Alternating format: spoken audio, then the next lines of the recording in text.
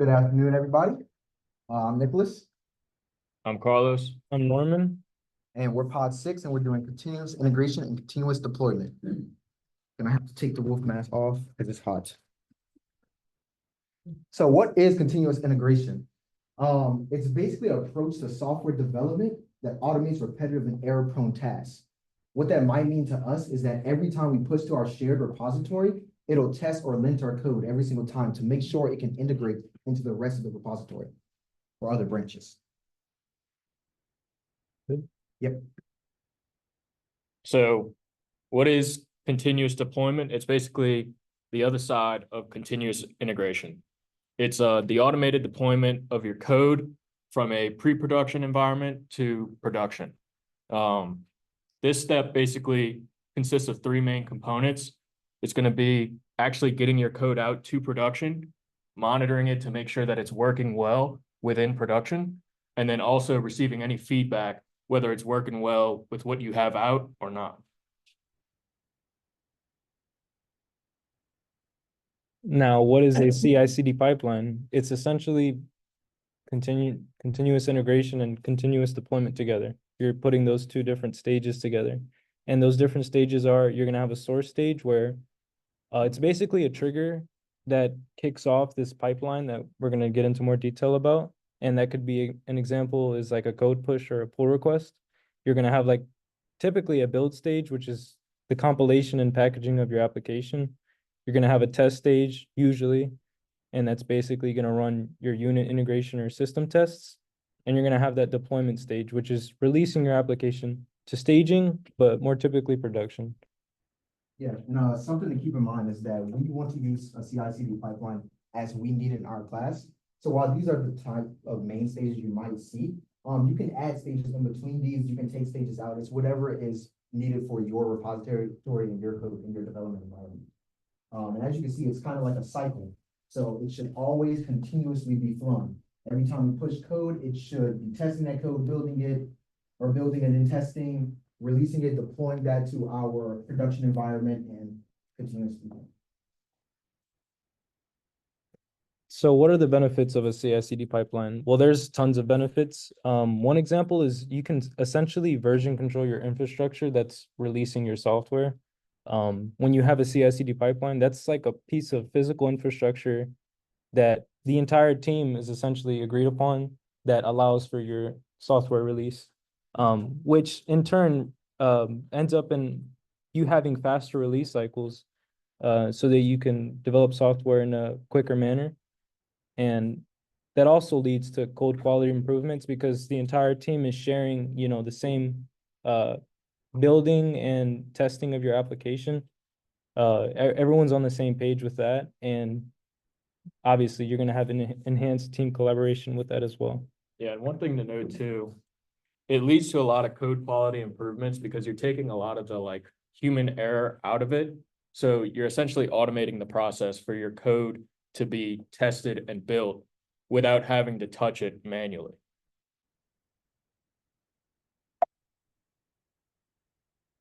Okay, so some of the history of CI/CD. In the beginning, it was just manual integration and testing. This was like in the 1990s, where one of the popular things was a merge day at a company where everybody would get together one day and merge all their code.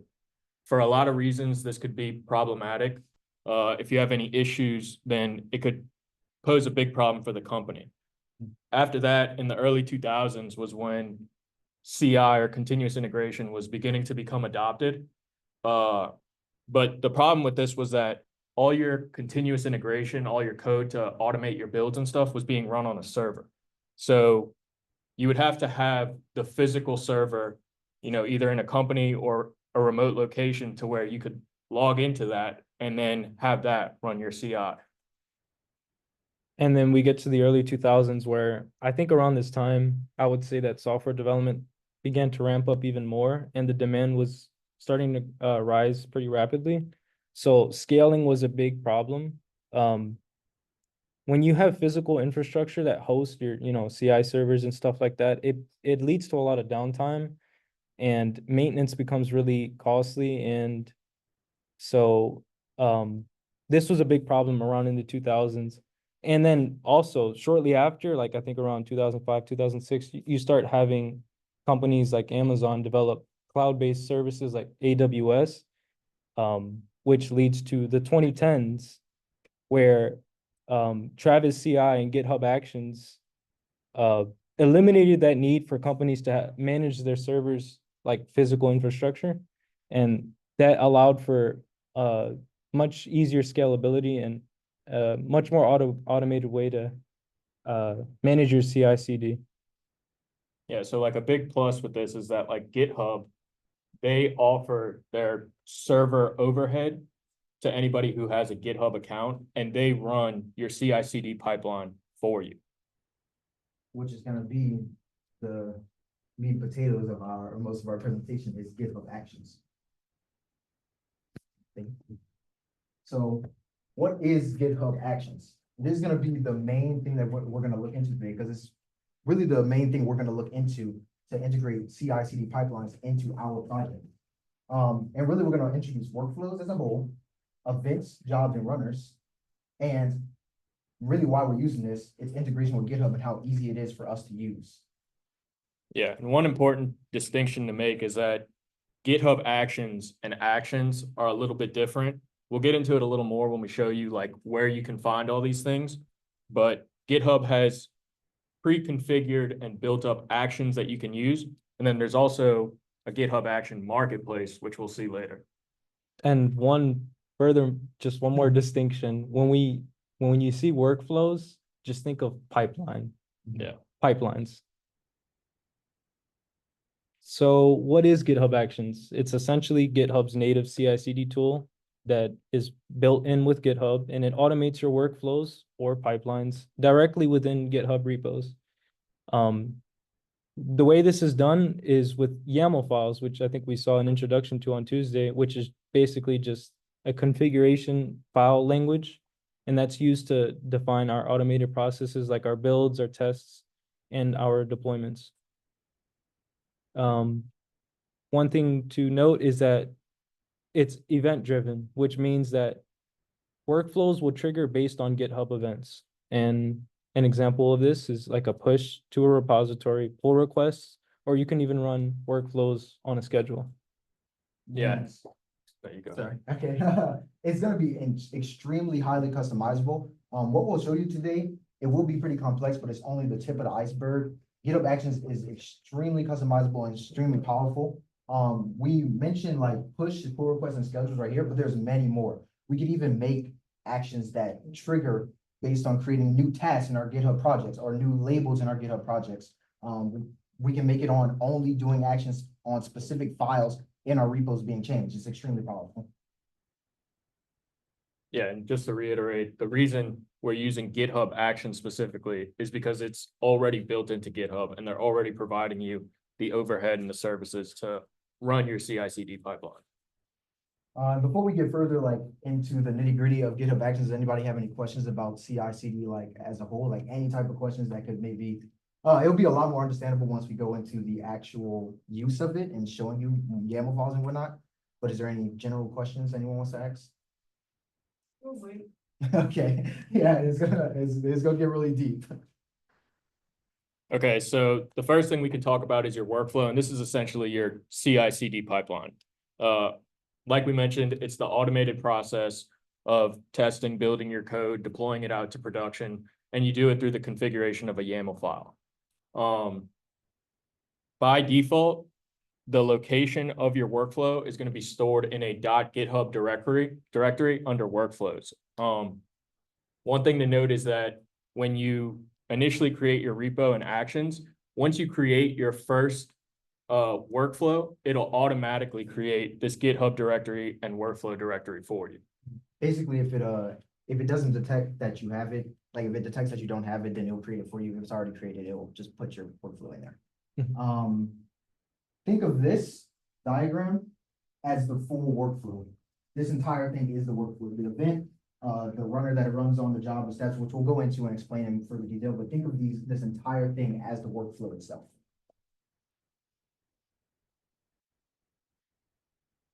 And like I was just saying, some of the components of a workflow are the triggers.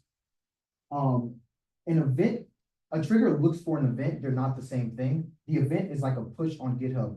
The trigger is what triggers the workflow from that event. Just want to make sure that that's understood. They're technically two separate things. And the trigger is just a condition that's going to be initiated once it looks for a certain event that you define. A job is just a collection of steps executed on virtual machines, which are runners. As you can see, these jobs are on in this diagram. These jobs are ran on separate runners. And they can run in parallel by default or sequentially. And so one thing, just I know that's a lot of vocabulary. Yeah. Just one way to think about it is that you have steps that make up a job. And then you have jobs that make up your workflow. Mhm. And then a trigger will kick off your workflow.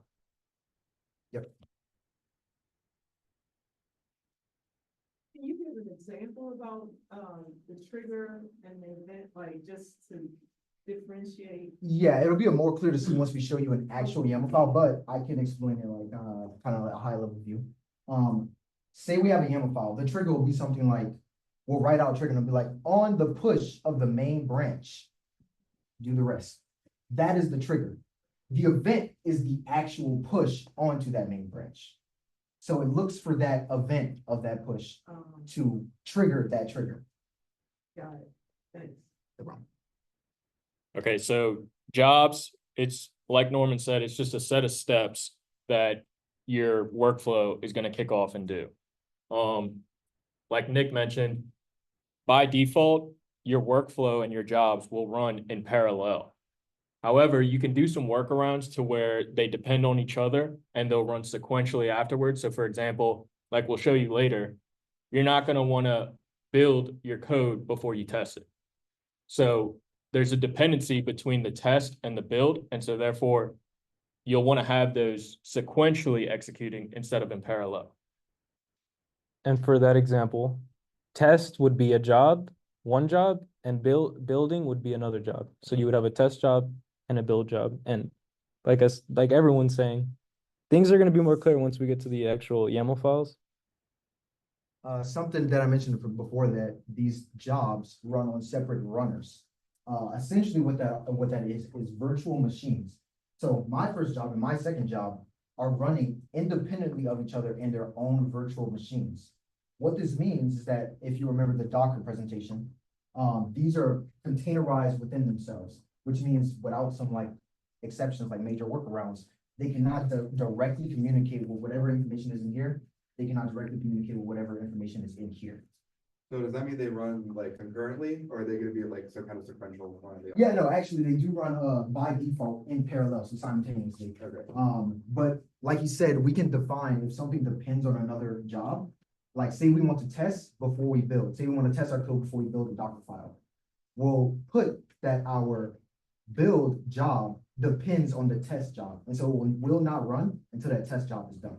Okay. We'll show that more clearly in our YAML files as we keep expanding. So what you're saying is, if you list it out, it doesn't matter that one is ahead of the other, they're gonna run. Yes, exactly. It does not go in the order that it's written out. You must define if one needs to run before the other. So this, maybe in this example, there's nothing under my first job or my second job, but say my second job was really short and my first job had a lot of steps. They were running parallel and my second job might finish before the first job. There is a small caveat to that question. Like within one job, Mhm. your Oh, yeah. steps will run sequentially, Mhm. but the actual jobs themselves will run in parallel. Yes, and we can point that out, how that'll look. In the YAML file. Yeah, just to reiterate, those virtual machines that your workflows are running on, that's the overhead that GitHub provides you. That's the resources that they provide you. They're running on GitHub's virtual machines, so it's not physically on your computer.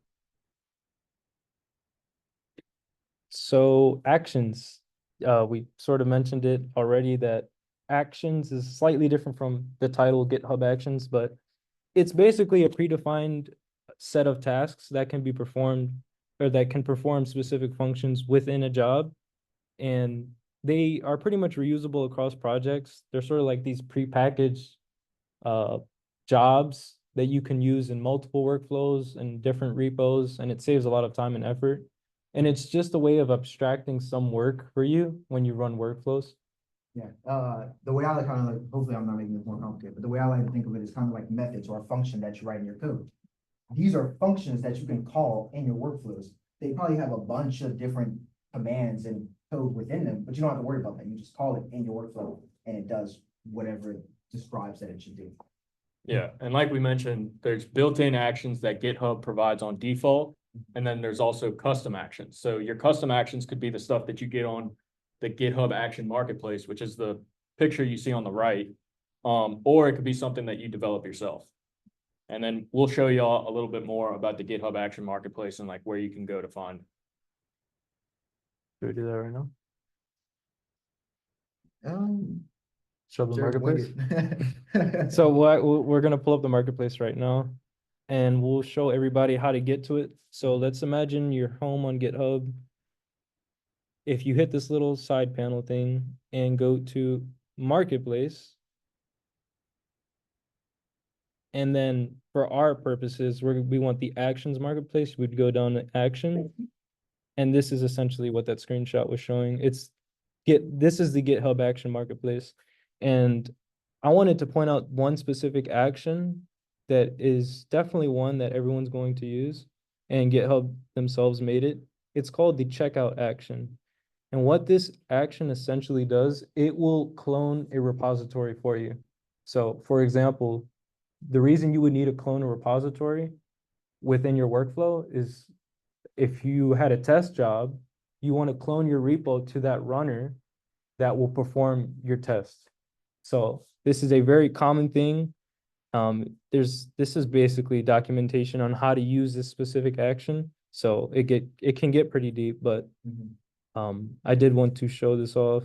So basically what we're saying is kind of points back to what I was talking about earlier about the jobs. They run containerized within themselves.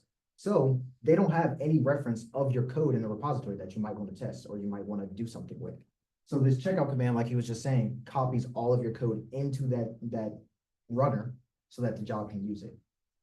Exactly. Oh, Here we go.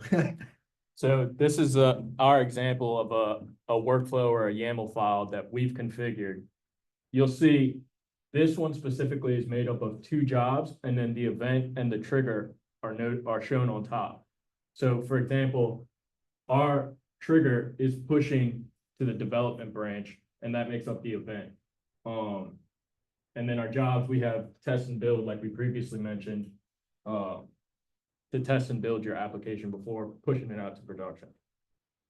Yeah, just to reiterate, that's not confusing. We did put event/trigger, but this is not, this code is not the event itself. The event is the push that we actually do onto the development branch. This is just the defined trigger that will happen when that event, just to reiterate. And yeah, like he said, there's 2 jobs, test and build. Something to mention, like jobs, like this command lets you create your jobs that you define. That is determined by GitHub Actions.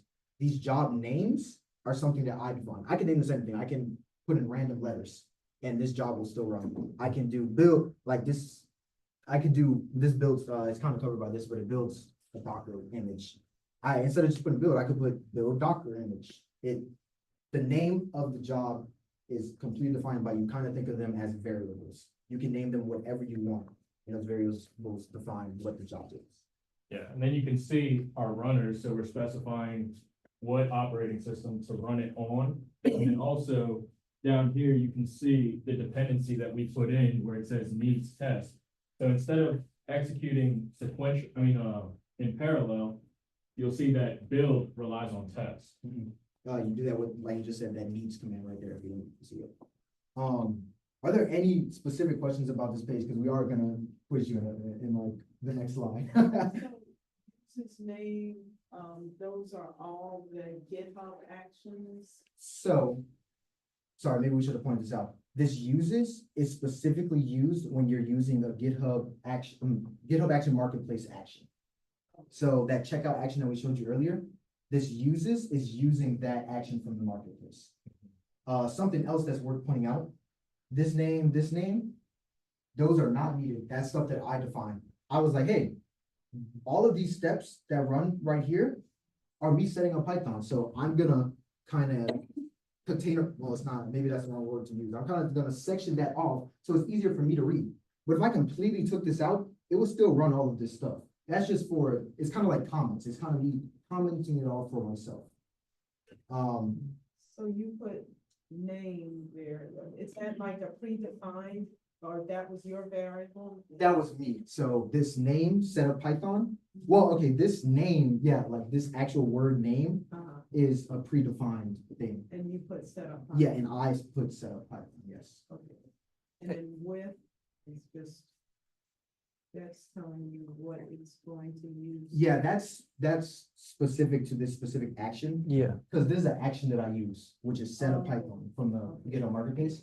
And it needs you to define what Python version. Okay. So this is something that if you went to this specific action in the marketplace, it would tell you this. It would be like, you have to define with what Python version you want us to set up with. So that's something that you would have to read in the documentation of the specific action that you're using. And how they have dashes in front of them, except that uses it.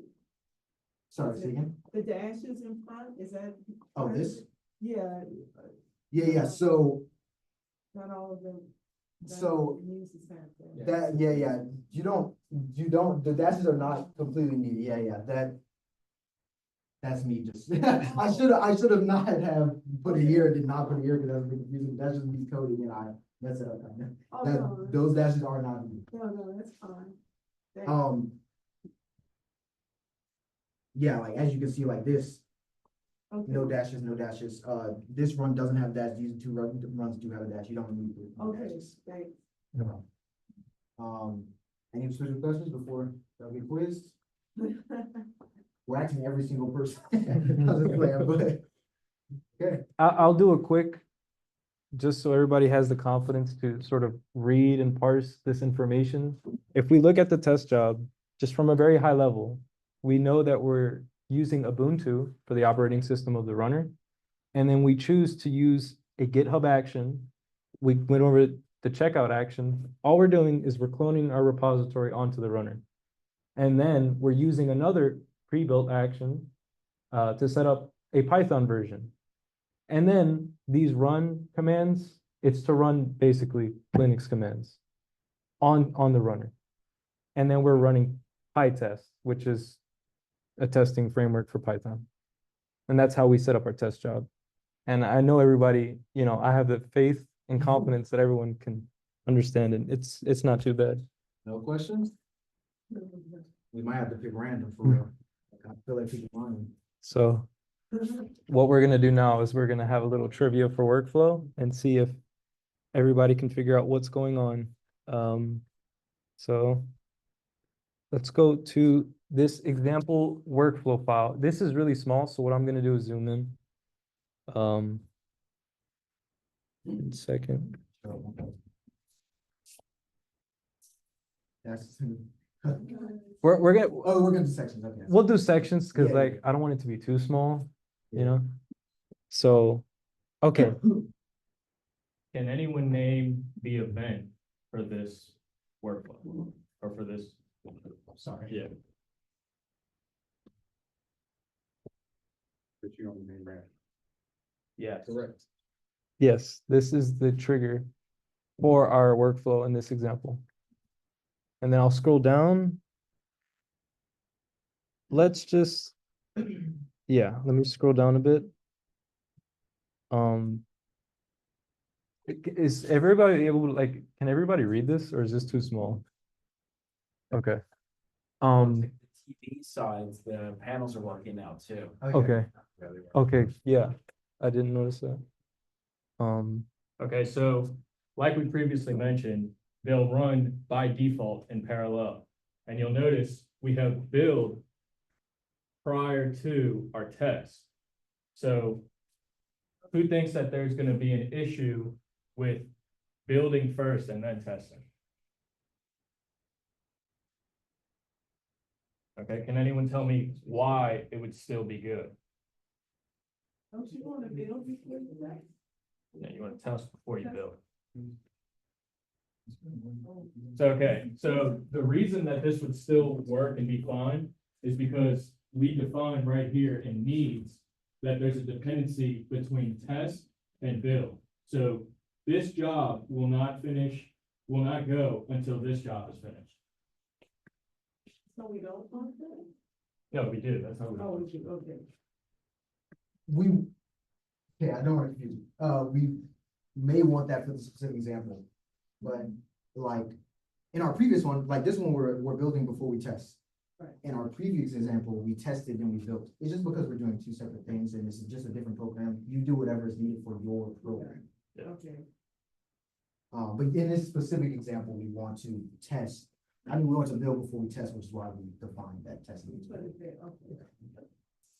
So I'll ask this question now. Does anybody know how many jobs we have within our job section in our workflow?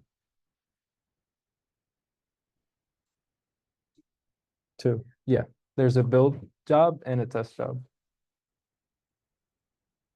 Does anybody know if we've used an action within our workflow?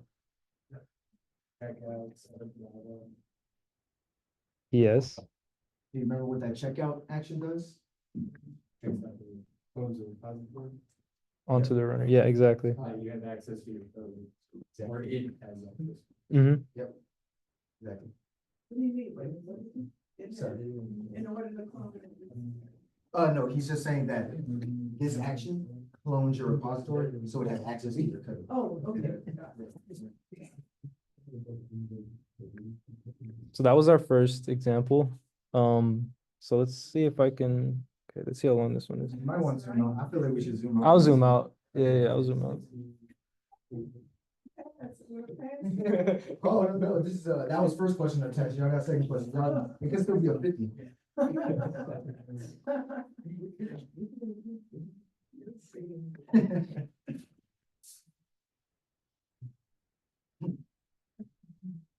Oh, so close. Wait. I feel like we could maybe actually about the trigger part and then we could like show off jobs if you don't want to zoom out anymore. I think this is all of it. Wait, is it too small? Oh, it is all of it. You're right. Okay. And again, the monitors, if you're not super close to the one, you don't see it either there. Okay. Okay, can anybody identify the trigger for this workflow?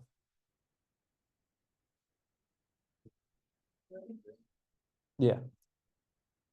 When they answer correctly, can you repeat the answer? Oh, yeah, sorry. Picked up. So the trigger is a push onto the main branch. Yes, that is correct.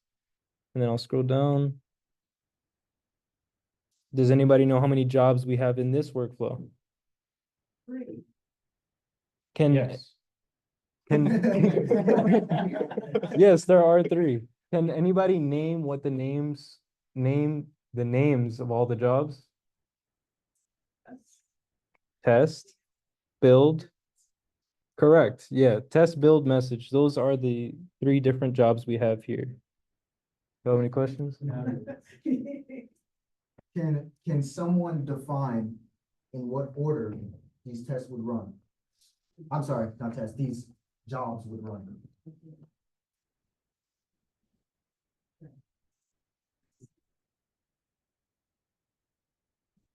Well, test the message run, yeah, and then build the message. Exactly. So Great. test and message job. run concurrently and build runs after test and message. Yes, that is correct. Based off of this needs test. Yes. Well, congratulations. I think everybody did amazing. 100%.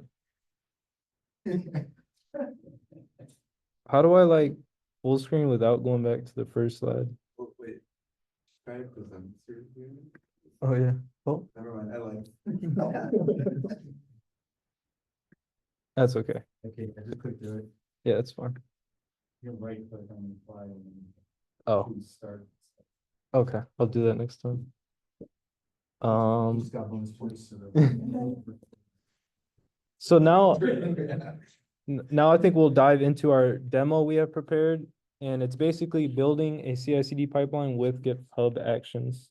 Are you gonna like click through it and I point out, or do you want? How do you click wanna through do it? Don't matter. I can click through. So, yeah, if you wanna walk through, we have an empty repo here. Okay. So just as a precursor, we'll head to settings first. Sorry, what? Settings. Oh, okay. I just want to point out that there are specific settings for actions. You'll find the first set here. I'm not going to talk about the specific settings, like you could just look through it and it defines what it does in here. This is just where to find it in case you do need to change anything. I do believe I have to change stuff for hours. And if you go down here. Oh, Sorry, I didn't know you- in runners? Or Yeah, where? you can click into runners. I'm not gonna say anything specific about it. It's just, you can set up your own specific runner that doesn't run on GitHub servers. We won't be using that, I'm pretty sure. You can go down to secrets for me. Yeah. Secrets and variables. And then actions. So if you didn't know, GitHub has secrets and variables you can define, and specifically this is for actions. This may be something that we will probably want to use. Because we might have API secrets we don't want to expose to the world, and so we would want to put it in here and not directly into our code or workflows. We saw that yesterday with the YAML file. Exactly. But I think that was done in a bit of a different way. He was showing how to set up environment variables, like to a specific file or something like that. This is through the GUI of GitHub, that you can set up secret variables and whatnot.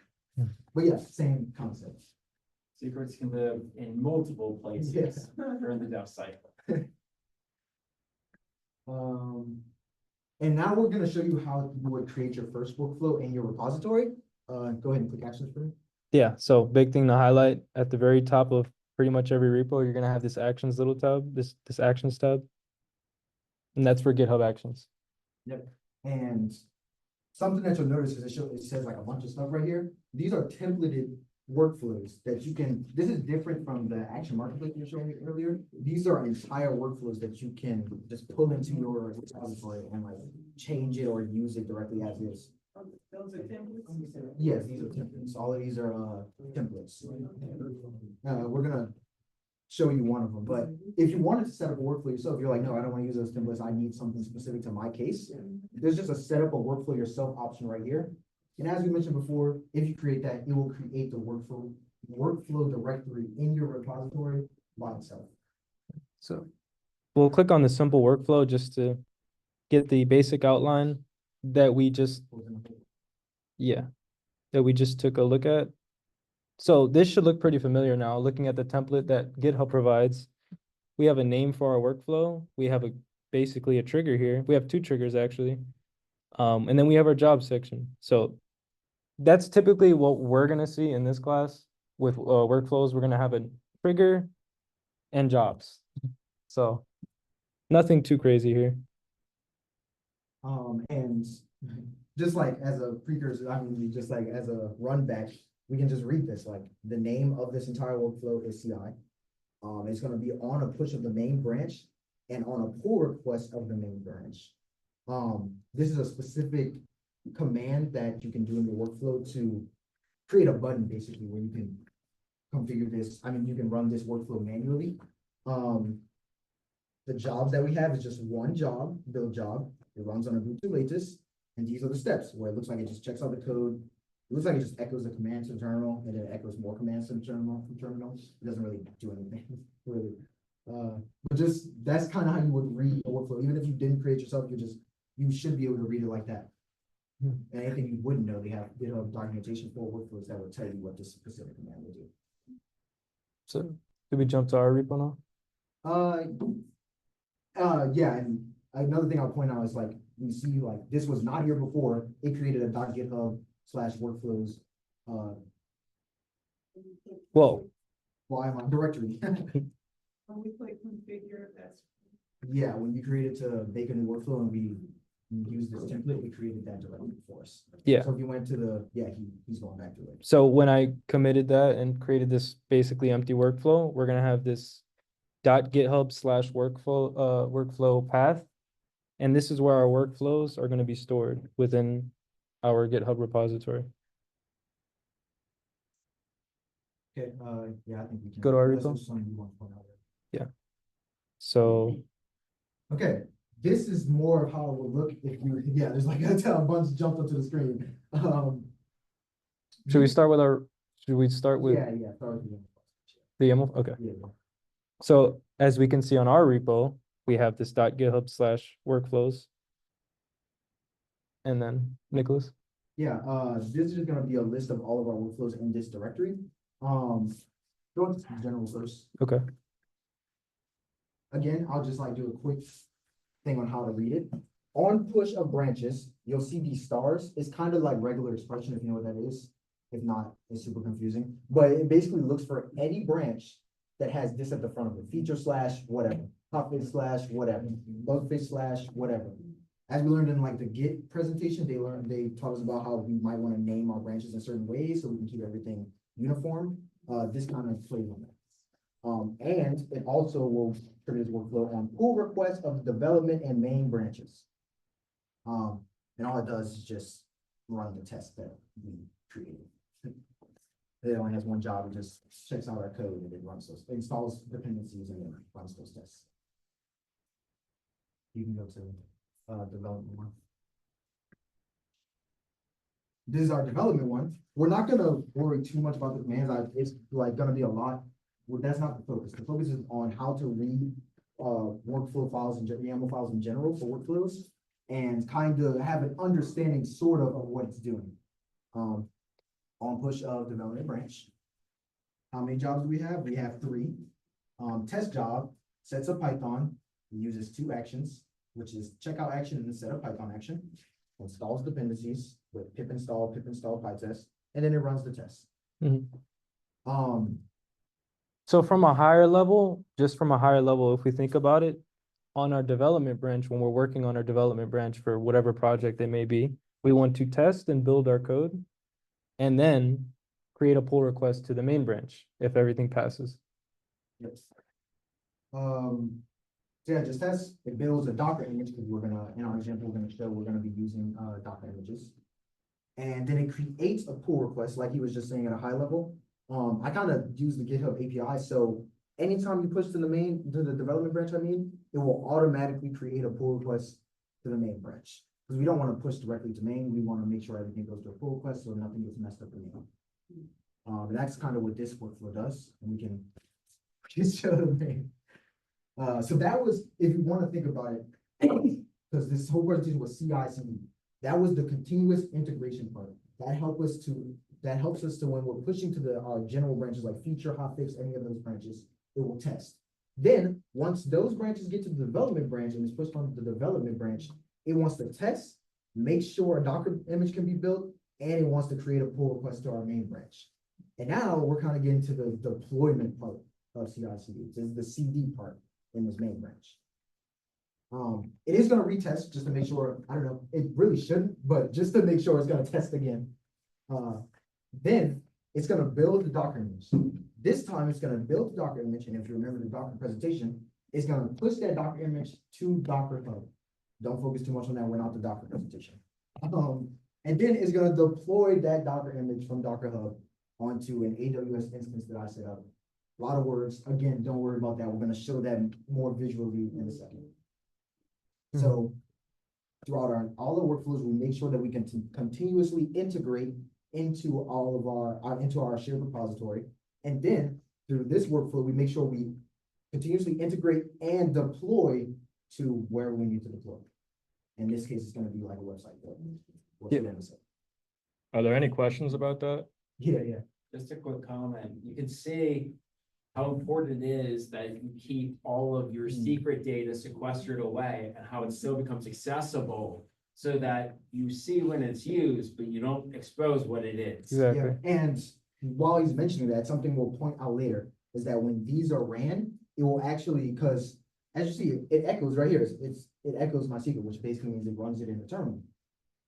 But Docker sees that it's a secret. I mean, not Docker, sorry. GitHub sees that it's a secret, and it'll basically like Mask. asterisk, yeah, or mask it. It'll just make it all asterisk. At least it should. I mean, that would be crazy if it doesn't. It should, yeah. yeah. do we jump to the Python app now? Is there something that y'all wanna mention that I might have missed? Yeah, well, just to reiterate, we're about to get into this little application that Nicholas just mentioned. But basically, we have a Docker container running on a server on AWS.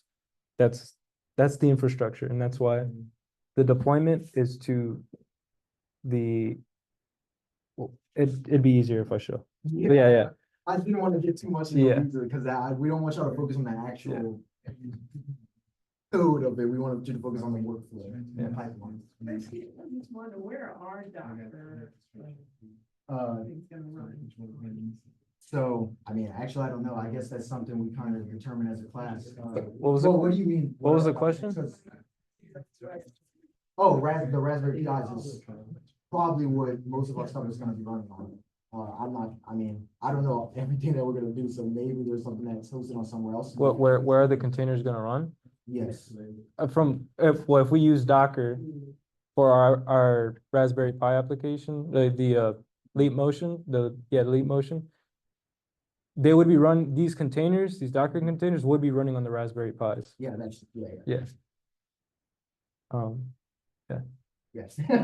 Now, what Docker Hub or anything we pull from, I don't know. I guess We'd that's probably- something we would decide as a class or something. I don't Yeah. know. But Yeah. It's good to distinguish between Docker Hub and Docker. It's like the Yeah. distinction between Git and GitHub, Mhm. right? One's like a repository where you can have Docker images that are available to the cloud, but Docker can be run locally. Yeah, Yeah. so when you download Docker, you'll have the Docker engine downloaded as well, and that's what'll run your Docker container. Docker Hub is just where you can get them. We can either build our own or pull one from Docker Hub. yeah, that's more of I think that's more of a question for like the class as a whole, like if you mean like. It's possible to use Docker without Docker Hub. You can like Yes. use a tar file and load that directly into your local directory and run Docker, a Docker.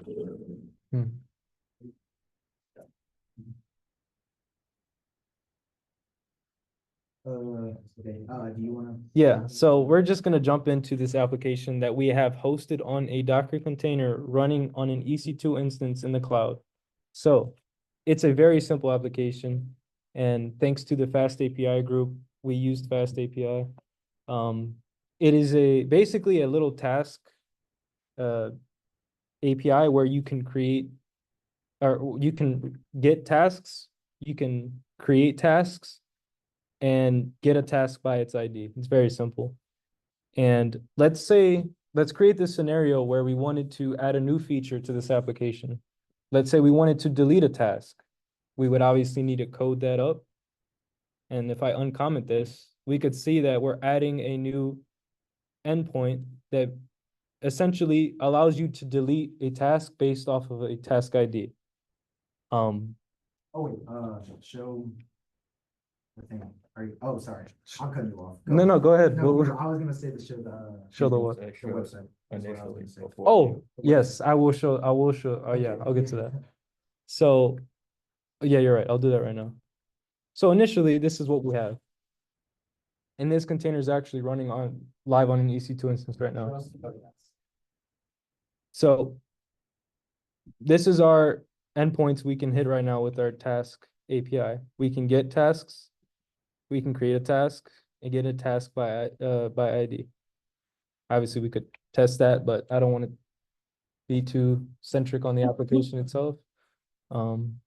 So like I said, let's say we want to be able to delete a task. We're going to uncomment out this ability, this endpoint to delete a task.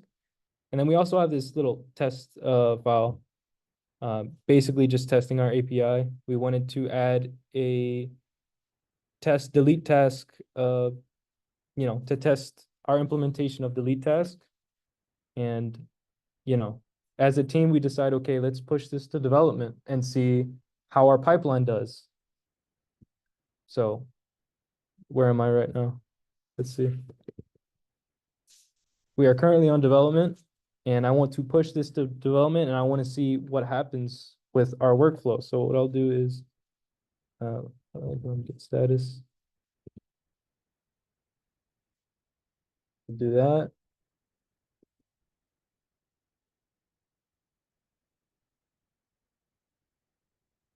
add a little message.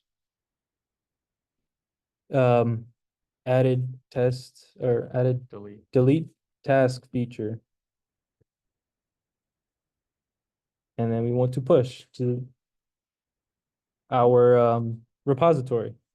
Live example, so we tested it, so it should succeed, but if it doesn't, we still get to show you guys how it would look if we push something that wouldn't succeed. So look, at the very top, we can see development had a recent push 11 seconds ago. And as if we remember, when we push to development, it'll, sorry, no, you go ahead. Okay, What? no, sorry. How do you want to do Go this? Actions first? Yeah, I'll do that. Like that. So you can click into a workflow that's running. As we see, it shows you in real time as, no, sorry, that's why I wanted to. No, you're fine, cut you're you fine. off. You're good, you're good. It tested, and if you click into that, you can test for me while it's building. Well, this is the test. You want me to click on the No, build? no. Okay. Click into test. It shows you the test workflow. It shows you all the steps it did in this job. If you click into it, just click into a random one, doesn't matter. Okay, maybe don't click into the action one. Let's do install requirements. It'll show you the same exact stuff you would see in your own terminal if you ran these commands. This is the runner. This Yes, is this the is the runner, output of the yes. runner. Yes, this is the output of the runner, exactly. I guess we can go back to these. So now you'll see they have check marks, so they all completed. If you went to build, you can see the same exact thing. If you went to create pull request, you can see the same exact thing. And you can look at all of your jobs independently. This is also why it's a good idea to build your jobs separately, so you can know what ones, but like I could just make one job that did all of this. I can make one job that did test, build, and create a pull request. But that wouldn't give me as easily, like visually, I wouldn't be able to as visually see what passed and what failed if I did it in that way. This just makes it a lot easier to see exactly what failed and exactly what happened. Yeah, like Nick said, it's like creating methods in your code. You don't want to have a method that does everything you want to do. You want to separate it out into different methods so that it's easier to go back and take a look and see what went wrong. And as we mentioned earlier in our development branch workflow, we have this create pull request. And as we can see now, if we go ahead and click this pull request tab, it created a pull request for us. Nothing we have to do manually, pull request is there. We don't want it to automatically push into main because that will put it into the production environment and we don't even know if something's wrong. So you can go ahead. Saying accept the pull request Or merge it. That's it. Ignore that. That's because we squashed and merged. It made stuff look weird. But you can ignore that it. would be the goal. It's automatically going. It would be the goal to get it up to a point where we could, well, okay, For the Let me- CIC part. yes, so we do want it to automatically deploy, but we don't want it to automatically go from our development branch into our main branch Yeah. because we don't know if something is wrong unless someone manually checks that. If we made it automatically go to, like, say he messed up in the delete task, but it wasn't caught by a test, it was something that wasn't caught by a test. Kind of hard for this example, but there could be something like maybe if there was a UI change and we put a button in the wrong spot. The test wouldn't really be able to determine that, but that, You want accountability. yes, exactly. Yeah, Uh, typically you want, yes, we want to automate the stuff that's repetitive and Yeah. error prone for humans, but we don't want the full thing to be automated because that will introduce more problems than it will solve. Yeah. Exactly, exactly. You- Yeah, browser. You want an accountable agent somewhere. Somewhere. Yes, exactly. If I had to bet, I don't think you'll ever work somewhere where there isn't some sort of pull review request or process. some manual review going on. Especially if you're juniors like I'm, Yeah. or like most of us all. Yeah, I don't know. Yeah, But ignore all of these commits because we squashed them, so it looks weird. We're not the Git presentation. let's say it all looks good and we can approve this pull request. Yes, Yeah, this is his recent changes and you can merge into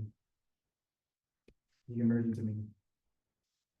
so somebody reviewed it, looks good. Okay, we merged that pull request. And now if you go back to the actions tab, oh, that's the empty. Put the actions tab. Our, It's now running the workflow for the main branch. Because we accepted the pull request, so that is now being merged into main. And so it's automatically running the stuff that we want it to do in the main. Or yeah, the trigger. Yeah, we would have to trigger. Technically, you can make it not do that, but we, for our purposes, want to make sure that we look before it gets pushed in the main branch and deploys.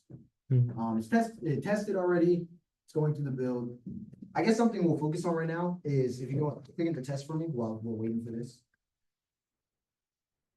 The way it determines if something passed or failed is it looks for a non-zero error code. So the test that we created, when your test failed, like, I don't know if you ever ran a PyTest in your own local machine, whenever it fails, it just basically gives you a big error message saying like what things failed. And it basically returns a non-zero error code. The runner will pick up on that and will determine that this has failed if our test failed. It does that for everything, like, it doesn't just do that for tests, for build. If an error happened in the build one, it would return that error to the runner, and that runner would tell us that this failed. And it would not do anything else that depended on build. So just for a quick refresher, if we look at this deploy job, we are deploying to that server in AWS and replacing that old container that ran our fast API with the new container with our new code. So before I refresh this, it looks like we successfully deployed according to our workflow. 3 checks, big check here. Yeah. So quick refresher. Embarrassing if you just said all the good checks and then it's not. Yeah. So remember, we didn't have a delete endpoint. So if I refresh, I should see a new feature that allows us to delete a task. And there it is. It looks like we successfully deployed. We didn't go into the AWS. He wasn't like secretly doing it over there. Yeah. We didn't touch anything. We only showed you what we showed you. And so Yeah. basically all of it besides us accepting that pull request was automated. Well, no, is that the end of our demo? Uh, Oh, well, any questions? yeah.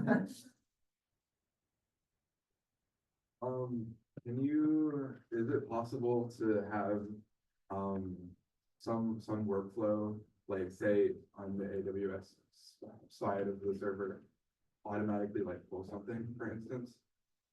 Or would it have to, you just have it like automatically pulling every second or whatever? So the short answer to your question is that almost anything you could do programmatically is possible. The way we're deploying, I'm not sure if this answers your question, hopefully it is, but the way we're deploying to the EC2 instance is when that workflow goes off, our workflow is SSHing into my AWS instance, Oh, okay. and You're kind of like brute forcing manually. yes, pulling it. exactly, Okay. yes.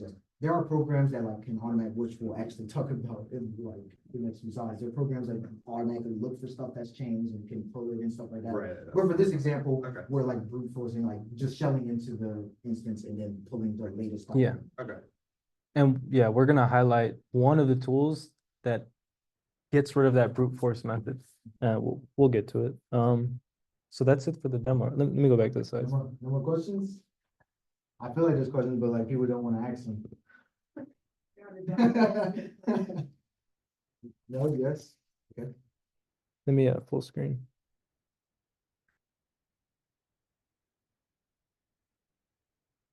Where is it? Yeah, right click on like the slide itself, maybe. Like this one? Like, okay, if you see, wait, okay, if you go to the top right where it says like present, Yeah. drop down menu. No? I swear there's gotta be whatever. But it's not like Google Sites. Yeah. Okay, so this is our interpretation of how we might be able to use our workflows with the Raspberry Pi and the Leap Motion. Now, we're probably gonna say a lot of stuff. This is not things you need to know specifically for CI/CD. This is just our interpretation of how we might use this in our class to set up a pipeline. I mean, yeah, so typically I would say in a production environment, GitHub Actions would be used alongside many other tools to simplify your release process. And so for our example, Carl, if you want to go over Actions? Yeah, so in our example, once we've gone through our workflow, we'll have our workflow create a new Docker image. And from there, we'll push it to the container registry, which we're Like Dr. Hub. Docker Hub, Yeah. yeah.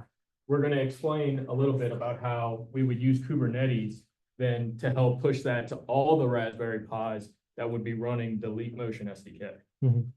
And as the containerization team mentioned on Tuesday, Kubernetes is essentially a container orchestration tool that is very useful when you have to manage and deploy multiple containers. So if we think about our example, we would have, if we put our Leap Motion applications on Docker containers, we would have multiple containers for each screen within that, however many screens, 8 screens. So we would have like 8 containers that we need to manage and deploy. And we can use a tool like Kubernetes or a mini version of Kubernetes, like micro Kubernetes, to manage the deployment of these containers to those Raspberry Pis. And you want to mention Argo CD? Yeah, again, Argo CD is a specific program that basically monitors the repo for changes on that Kubernetes config file. So it automatically see any changes in that config file and then update the Kubernetes cluster with that newly updated information from the config file. And we have an amazing graphic. Yeah. So we can make a little more sense, because I know it's a lot of tools out there. This is essentially, I found this online. This is essentially, if we decided on doing some sort of infrastructure for this and using this infrastructure, this is exactly what it will look like. So just to define Kubernetes and Argo CD visually one more time, a Kubernetes cluster is essentially a group of containers that you have deployed. That's a very simple way to put it. And Argo CD is monitoring your GitHub repository for any new changes. And Argo CD will pick up on these changes and deploy these changes to your Kubernetes cluster whenever there's not async. Like there's some synchronous stuff going on, like your cluster has to be in like a synced state depending on this Kubernetes manifest file. And this manifest file is essentially your deployment definition for your containers. Hopefully I'm making sense. Yeah, so essentially a simplified version of that is just that Argo CD is going to be an agent that's making sure and watching to make sure that if there's an updated image, that all of your Raspberry Pis will be updated with that new image. So, to like put that at like basic level as how we might be doing. Yeah. We'll say us, pod 6 is given in a project and we have to make some change to the kiosk. We're coding. Once we agree with what we have and we push that feature branch to development. Github Actions will create a pull request from that development branch. Doesn't have to be exactly like this, but this is just an example. Someone will accept that pull request, which will be pushed. So then it will be pushed into the main branch. Then GitHub Actions will, on the push of that main branch, will build the new Docker image with our new code. Push that image to Docker Hub. The GitHub Action will update that manifest file.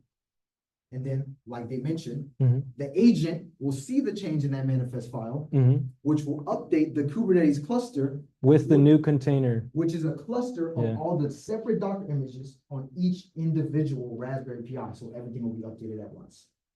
Exactly. Yeah. Is there any questions about this specifically? The octopus is already. Yeah. Oh, it doesn't have a. Yeah, the octopus is Argo CD, and that's the continuous delivery tool monitoring for any changes in your configuration files, essentially. It seems like a really useful tool, and hopefully we can use it, because this seems like a lot of fun to set up. So no, we went over a y'all.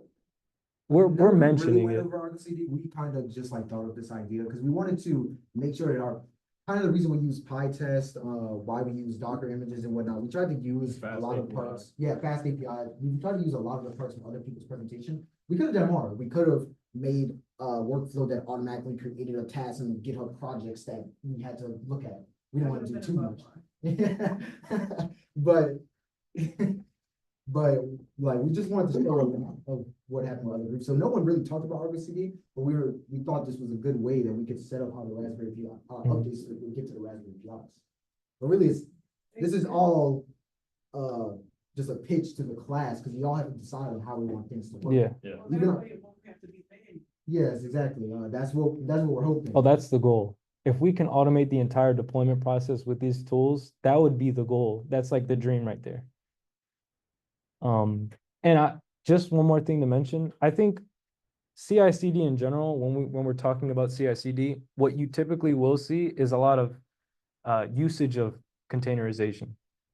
Typically, like you're gonna see a lot of Docker. You're gonna see, especially at a scale, Kubernetes is a very, very popular tool for containerization. There's a lot of different really popular tools used in CI/CD, but these are a few. Like these are pretty typically used.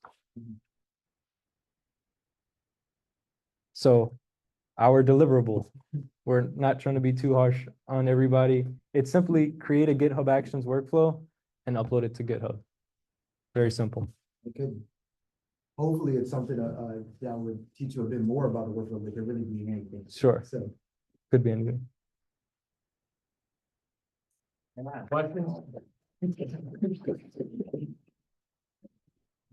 Yeah. Sorry, upload it to GitHub out. So do we want it to be in our repository, or do we want it to be, I mean, not our directory, or do we want it to like? I feel like it makes sense to put. It in Are our we, directory. is each pod like creating a deliverables like folder? Yeah, I believe that's the layout that we have. Yeah. But also, if I look at the repo, but I believe that's what we have. So I think what you could do is just create a workflow in your own repository and then take a screenshot of that workflow running and upload that to our That'd make it a lot deliverable folder. easier. Yeah. That'd make it a lot easier than having like everyone submit their code and workflow Yeah. into our. Yeah. directory. Yeah, we can do that. Okay, that'll be good enough, Yeah, just do a workflow. screenshots, so completely acceptable. Yeah. Definitely have that as a deliverable from other teams as well. So again, the goal is to make sure that all the pods have a chance to actually interface and touch these technologies. Because it's one thing to learn about them from a presentation, it's a whole other thing to actually try to use them. And I think that's when you're gonna find value in these tools. I have a question. Yep. For the professor, for our deliverables, we have like a separate repo. Should we like in our readme and submission folder display? Yep, and that's acceptable. If as a pod, you have a separate repo you set up, just make sure that's in the README directions. Any other questions? Excellent. Everyone have a happy Halloween. We'll pick up with starting to develop